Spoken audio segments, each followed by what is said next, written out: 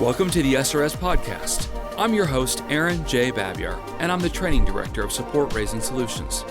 Whether you're a new ministry worker or a veteran looking to increase your competence and confidence, Support Raising Solutions seeks to bless you in your quest to be a spiritually healthy, vision-driven, fully funded Great Commission worker.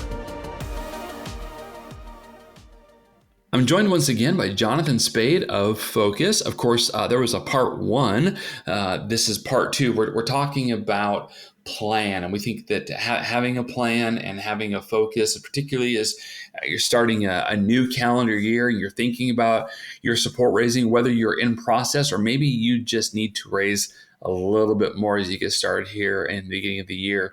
I think we got some great content to dig into today. So, Jonathon, before we start talking about the outline of a great support raising plan, tell us a little bit more about yourself and maybe some hobbies or things that that you guys like to do. I know you have a fairly young family, but you can't just sit around the house all the time. So, what are some of the things you guys like to engage with? Yeah, absolutely. Well, great to be back. Thanks again for having me, Aaron. And yeah, my wife and I, Nicole, we've got 4 kids. We live in Fargo, North Dakota, which, is cold many months of the year. And so we try and get outside as much as we can. One of the things that I've noticed just as I'm in the thick of family life, raising kids from, 8 months to 7, almost 8, is that your hobbies kind of become what the kids like to do, For sure. And so, and especially as the kids have gotten a little older, they have gotten a lot more, engaged in different activities. And so, Trail Life, which is like a Christian Boy Scouts, my son is in that. And so, love spending. In general, we just love spending time together. We love being outside. We love playing games. That's a big one. Personally, I love reading and guitar and. Musically inclined, I suppose. And so, that's a little bit of what we like to do. But, when it's cold out, we try and get outside to sled and play outside, of course. But it can get pretty cold in North Dakota. Yeah, so. Well, I know just enough about Fargo that people probably shouldn't watch the movie because it has nothing to do with the city. I mean, almost nothing to do. But I do have a question though, because I grew up like in Des Moines, but that's not even as north as Fargo. How much is like actual like snow sports activities a thing there? Specifically, I'm thinking of like snowmobiling. How big of a thing is that there? Yeah, no, people absolutely love to do those things. Snowmobiling for sure. Skiing. We're in the plains, so there's you have some artificial little ski hills, that people like to do, snowboarding. There's actually some curling clubs up here, so people like to. I know. And hockey, of course, is really big. So, we do. Who's your team? Well, I personally am not a huge, I didn't really grow up with sports. I don't watch hockey, but we do have like an amateur hockey team here in Fargo called the Fargo Force. And so, there is a little bit of the hockey culture here. Okay. Very cool. Well, I don't know a whole lot about hockey, but I was a youth pastor in Detroit for a while. So I was indoctrinated for a little while. So, but anyway, let's go ahead and switch topics. Where we left it last week was beginning to talk about the outline of a great MPD plan. And of course, we were talking about how the best support raisers have a long-term vision for their support teams that is rooted in a strong spiritual conviction about MPD support raising, and it's guided by annual goals that are distilled into actions. So that was kind of the definition that you brought to us last week. And so as we're getting into those goals, let's get a little bit more specific. So what, and I realize that we can't give people a 30 bullet point plan over a podcast, but if you were to nail down 5 bullet points of a great support raising plan, what would those be? Yeah, absolutely. And maybe I can even simplify it potentially to 3 bullet points. I challenge you to do so. I would say the very first thing would be to know what your goal is and why it's your goal. Know your goal and know why it's your goal. And so, a great goal would be, to typically would be from X to Y by when, and so maybe it's a support raising goal, a number, a financial number, that you're trying to, go from, let's say that you're at maybe, let's say as a family, you're at 4,000 in monthly, and you're hoping to go from 4,000, to 6,000 in monthly support, by the end of the year, right? December 31st, 2021, right? So that's a great, clearly defined goal from X to Y by when. However, it doesn't, why is that your goal? Why would increasing $2,000 in monthly support change, or why or how, I suppose, would that change the fruitfulness of your family as well as your mission? Mm-hmm. Why are you motivated to achieve that?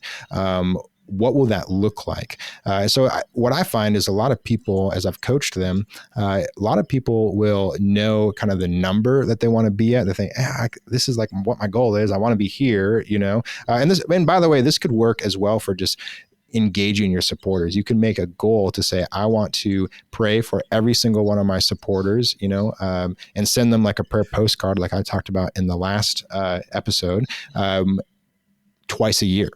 That's a goal. I want to go from 0 postcards, to 2 postcards a year for each supporter. And so again, that's awesome to have a defined goal like that for growing or engaging your support team. But why? How will achieving that goal maximize the fruitfulness of your family and your mission? Knowing that, what I find is most people don't have an answer to that. Right.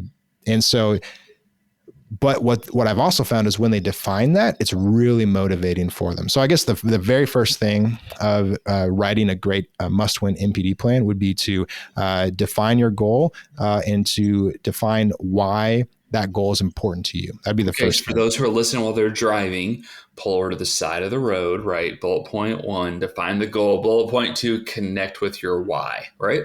Yeah, absolutely. So define the goal, connect with your why. You got to know why you want to achieve that. So now, from there, I would say the next thing, the third bullet point, would be to focus on the lead measures. So the lead measures would be those things that are within your circle of influence. So if you imagine, 2 concentric circles, you've got one within the other. The middle, the center circle is your influence, and the outer circle is your concern. So the outer circle, your concern, is much bigger than the inner circle of your influence. And so there's a lot of things in our lives that we're concerned about, politics, the economy, family situations, all kinds of different things. But there's much fewer things that we actually have influence over. So applying that to our fundraising and our support raising is that, we might be concerned about our hitting our financial goals or becoming fully funded so that we can launch into mission. But that's actually that number goal is not necessarily within our circle of influence. I cannot, I'm not a salesman. I can't coerce people. I can't force people to give. That's all within. Nor do we want to. Exactly. And so that's all within the Lord's control. That's outside of my control. What I can control is myself. My circle of influence would be, scheduling time to make phone calls, writing thank you notes, adding new people to my contact list, sending newsletters. Those types of things are the lead measures that are within my circle of influence. And so as you defined your goal, as you've connected with your why, and you've found your motivation for achieving that goal, you need to actually look at your circle of influence and say, what can I actually do to move my goal forward? And to focus on those things, those lead measures, and to break it down into bite-sized pieces. So one way that I do this would be the law of averages that we teach in the SRS Bootcamp. Yeah, in fact, it's interesting, Jonathan. I have a lot of people that they want that boot camp information, but they don't even know what it is that they want. And so they want to skip it. They want to go, I read the God Ask, or I listened to the podcast, so I'm good. This is actually a really practical example of why people need to go through the SRS podcast through the SRS boot camp, because there are some things there's some analogies, there's some actual real world numbers that we go through and some exercises in a boot camp that you just can't get that out of the book. You just can't get that from the podcast. And so for those of our listeners that have never gone or they haven't gone to an SRS boot camp in a long time, hey, there's a reason that commonly people will say this is world-class training. This is some of the best stuff I ever went to. Like I heard it a few times this week actually, and so it's actually worth your time and effort to get to a boot camp in person, and even online if you got to, but boy, even better in person because there's a level of detail here that Jonathon, I know you wish you could, but we just we can't go over on a podcast that's going to help people get into some of those numbers. But there are bite-sized pieces that people need to know. If they've gone through a boot camp, they can pull out their workbook and go back and be reminded of some of that. But that is key. So I just you kind of set me up there to kind of mention the boot camp and why it's important. But please continue with where you were, my friend. Yeah, absolutely.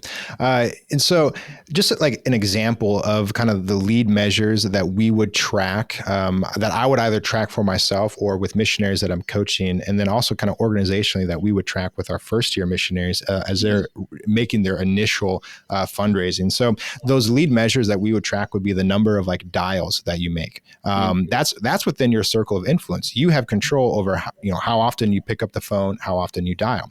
Another one would be voicemails. Another one would be conversations, appointments, and actual, asks. How many financial support raising asks have you made to partnership? And so that's what I would. Those are some of the things that I would measure. Oh, for sure. But then you have your lag measures too, right?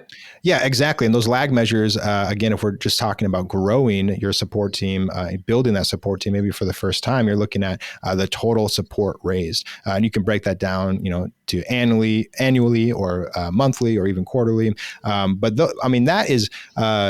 They're lag measures because they're measures that you don't see until they're done, right? You don't see it until the support is in, and there's a lag time with that, But when you've made a phone call or when you've made a voicemail or when you've had a conversation. So those are a lot easier to track, and those are your activity measures, those lead measures in your circle of influence versus the lag measures, which are a little bit more outside of your control. Yeah, and of course we go into at the boot camp. We also go into some different averages with law of averages and things like that. So there's definitely some things that can be tracked and measured to a certain degree as individuals while people are raising support. And so it's important to know that what to track, that you're counting the right things.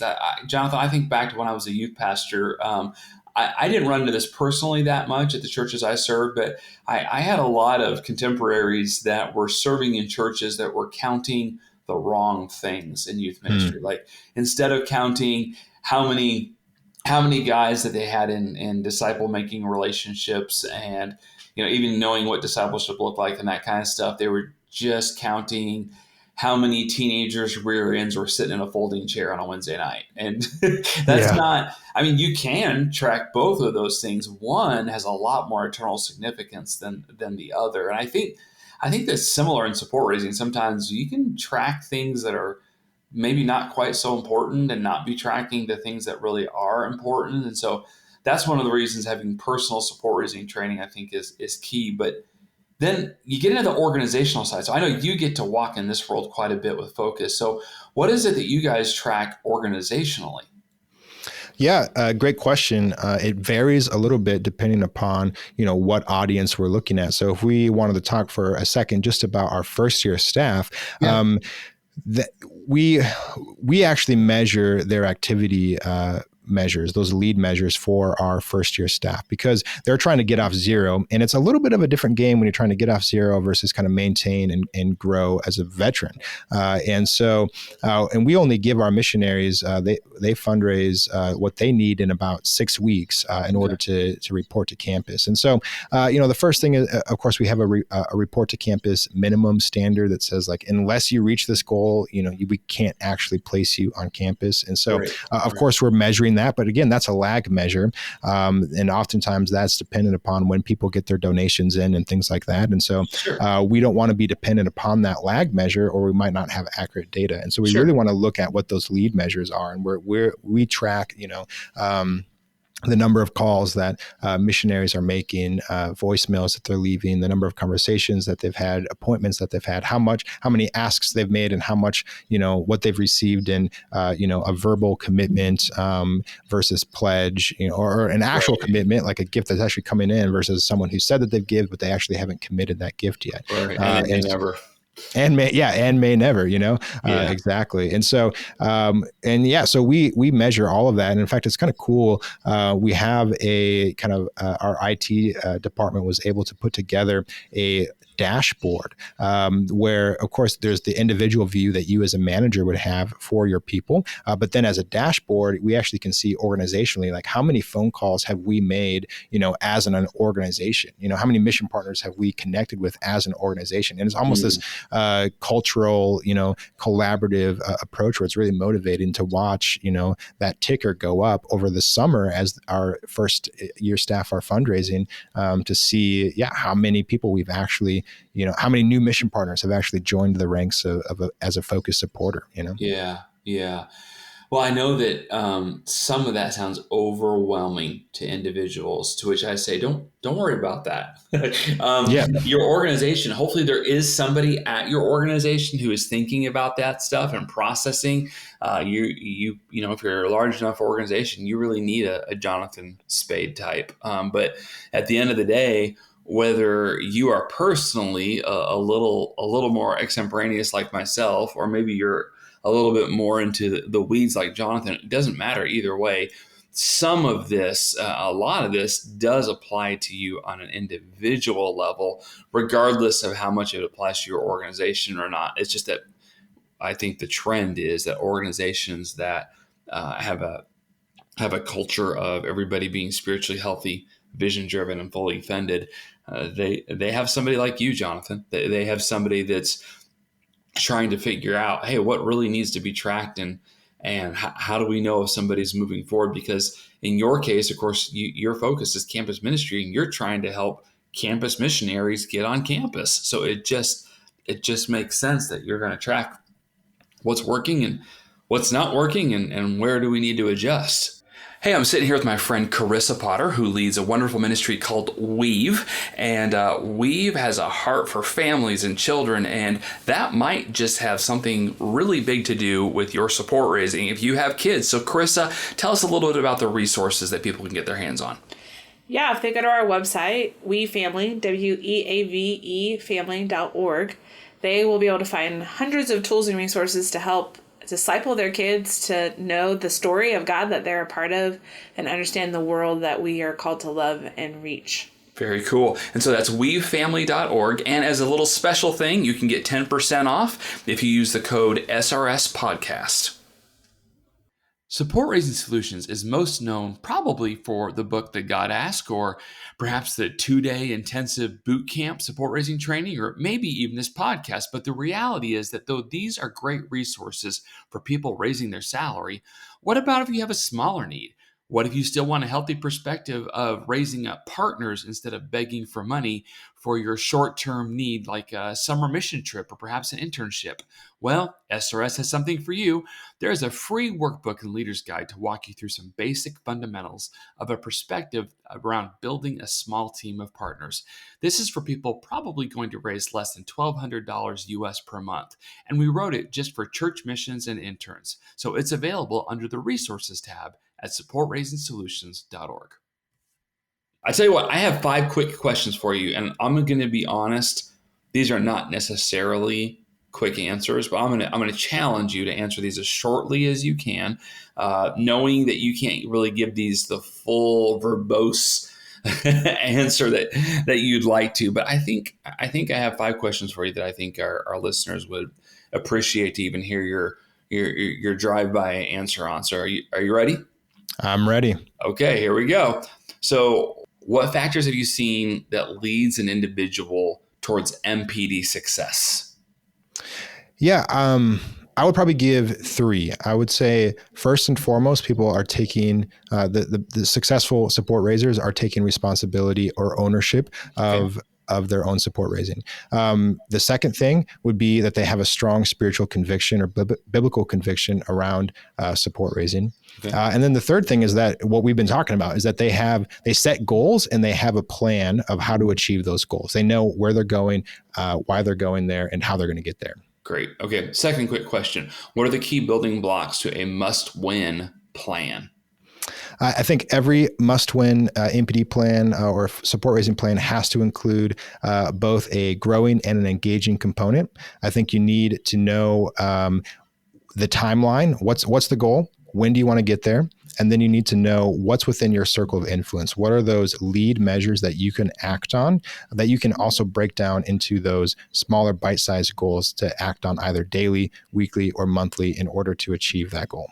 Okay. All right. Good. Third quick question. How do you measure progress or success? Yeah, I would say that comes back down to those lag versus lead measures. What are you trying to raise, overall, or what's your engagement goal? Prayer cards or newsletters, et cetera. And then, what are those lead measures that you can act on that will influence those overall goals? Okay.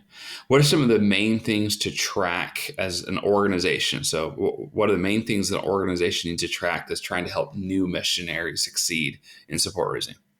Yeah, if we're talking about new missionaries, I would say those activity measures are really key. The number of dials, voicemails, conversations, appointments, how much they're asking for, what they have in committed gifts versus pledged gifts, what their overall, how much they've raised overall. Those are the key things that we look at in Focus. Great. Okay. Final quick question. So what do you measure to know if your organization's MPD or support raising culture is another way of saying that? What do you measure to even know if it's healthy? Yeah, I mean, that's the $1 million question right there. You can look at it from a financial number or just say on average, are missionaries funded where we think that they ought to be funded, And so if your organization gives those goals, those standards, then you can look at that and say, yeah, overall, our missionaries are hitting the standards, which is awesome. But I think you can also look at it from the engagement side of like within Focus, we really have a goal that our mission partners would be able to say that of the things that they support, no one cares for them or engages them more in the mission than Focus. And so we want to love and care for our supporters. And so how do we measure that and to make sure that, overall that the morale is high, that they're motivated, that they're excited, that they have the spiritual conviction for support raising. And that's, that's a great question that we're wrestling with, in Focus. Great. I don't know if I have an answer for that one.